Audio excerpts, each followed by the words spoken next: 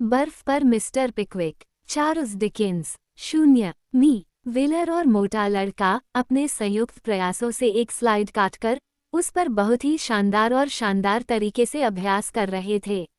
Sam wheeler विशेष रूप से fancy sliding का वह सुंदर करतब दिखा रहा था जिसे वर्तमान में मोची के दरवाजे पर दस्तक कहा जाता है, और जो एक पैर से बर्फ पर सरककर और कभी कभी दूसरे पैर से उस पर 2 पैसे की पोस्टमैन की दस्तक देकर हासिल किया जाता है। यह एक अच्छी लंबी स्लाइड थी और इस गति में कुछ ऐसा था जिसे देखकर मी पिकविक, जो खड़े होने से बहुत ठंडे थे, ईर्ष्या किए बिना नहीं रह सके। यह अच्छा लग रहा है, गर्म व्यायाम है ना? उन्होंने वॉडले से पूछा। ये वास्तव में है, वॉडले ने उत्तर दिया। क्या आप स्लाइड करते हैं? जब मैं बच्चा था तब मैं नालियों पर ऐसा करता था, श्री ने उत्तर दिया। पिकविक, अब इसे आजमाओ, वॉडले ने कहा। ओह, ऐसा कीजिए कृपया, मिस्टर पिकविक। सभी महिलाएं चिल्लाईं। मुझे आपको कोई भी मनोरंजन देने में बहुत खुशी होगी, मिस्टर पिकविक ने उत्तर दिया, लेकिन मैंने पिछले 30 वर्षों में ऐसा कुछ नहीं किया है। पूह बकवास, वॉडल ने कहा। यहाँ मैं तुम्हारा साथ दूंगा, चलो। और वह अच्छा स्वभाव वाला बूढ़ा आदमी तेजी से स्लाइड से नीचे चला गया, जो मिस्टर व्हीलर के बहुत करीब आया और मोटे लड़के को पीट कर मार डाला। मी पिकविक ने कुछ देर रुककर विचार किया, अपने दस्ताने उतारे और उन्हें अपनी टोपी में डाल लिया। 2 या 3 बार छोटे छोटे चक्कर लगाए, बार बार खुद को रोका और अंत में एक और चक्कर लगाया तथा धीरे धीरे और गंभीरता से स्लाइड से नीचे उतरे। उनके पैरों के बीच लगभग 1 गज और 1/4 दूरी थी, सभी दर्शकों की प्रसन्नता भरी जय जयकार के बीच।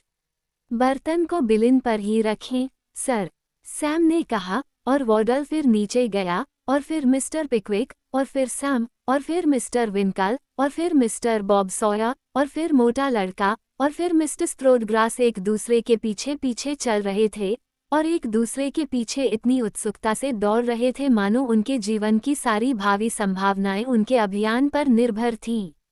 सबसे दिलचस्प बात ये देखना था कि किस तरह से मी पिकविक ने समारोह में अपना हिस्सा निभाया, पीछे खड़े व्यक्ति को किस तरह से चिंता की यातना के साथ देखा, उसे ठोकर लगने के खतरे से बचाने के लिए उसे धीरे धीरे उस दर्दनाक बल को खर्च करते हुए देखना जो उसने पहले लगाया था, और धीरे धीरे स्लाइड पर घूमता हुआ उसका चेहरा उस बिंदु की ओर था जहां से उसने शुरू किया था।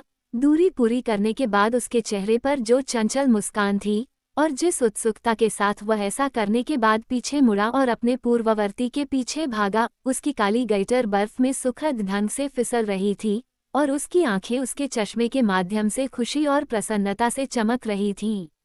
और जब वह नीचे गिरा, जो औसतन हर तीसरे चक्कर में होता था, तो ये सबसे अधिक उत्साहवर्धक दृश्य था जिसकी कल्पना की जा सकती है कि उसने अपनी टोपी, दस्ताने और रूमाल को इकट्ठा किया, एक चमकते हुए चेहरे के साथ और जोश और उत्साह के साथ रैंक में अपना स्थान फिर से हासिल किया जिसे कोई भी कम नहीं कर सकता था।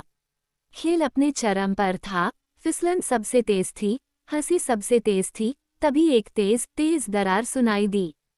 किनारे की ओर तेजी से दौड़ लगाई गई, महिलाओं की ओर से एक जंगली चीख निकली और मी टुपमैन की ओर से एक चिल्लाहट आई।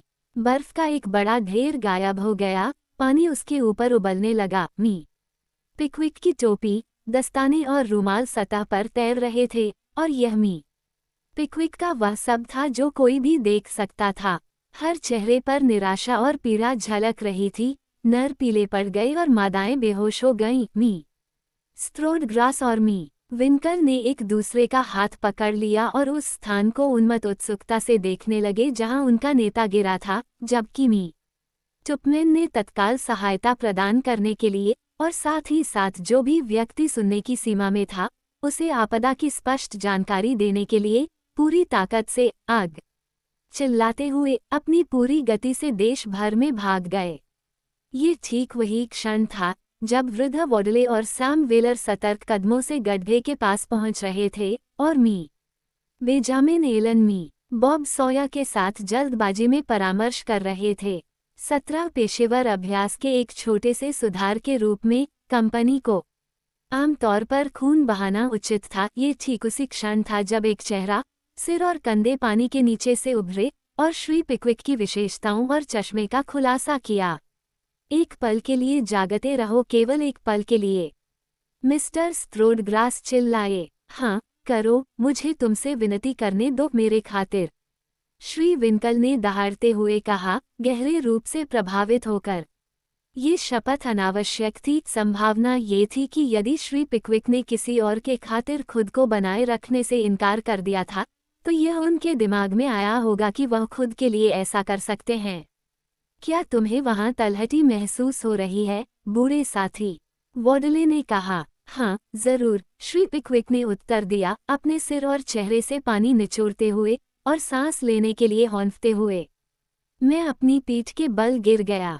मैं पहले तो अपने पैरों पर खड़ा नहीं हो सका। श्री पिकविक के कोट पर लगी मिट्टी अभी भी दिखाई दे रही थी, जो इस कथन की सत्यता की गवाही दे रही थी।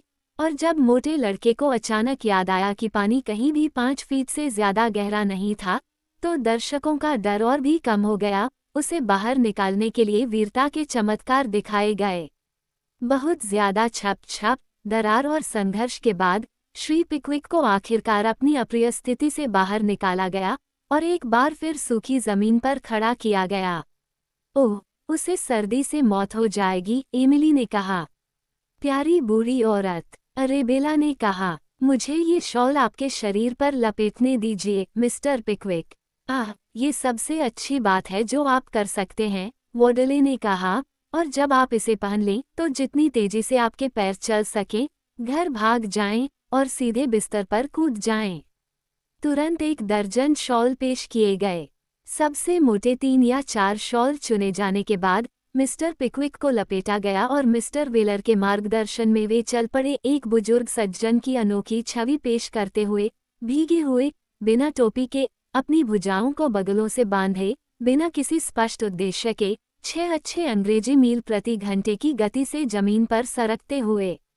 लेकिन मी पिकविक ने ऐसे चरम मामले में दिखावे की परवाह नहीं की और सैम वेलर के कहने पर उन्होंने अपनी पूरी गति बनाए रखी जब तक कि वे मैनर फार्म के दरवाजे पर नहीं पहुंच गए, जहां मी टुपमैन लगभग 5 मिनट पहले पहुंचे थे। और उन्होंने वृद्ध महिला को यह अटल विश्वास दिलाकर दिल की धड़कनें बढ़ा दी थी कि रसोई की चिमनी में आग लग गई है, एक ऐसी आपदा जो वृद्ध महिला के मन में हमेशा ज्वलंत रंगों के साथ प्रकट होती थी जब भी उसके आसपास कोई व्यक्ति थोड़ी सी भी हलचल दिखाता था।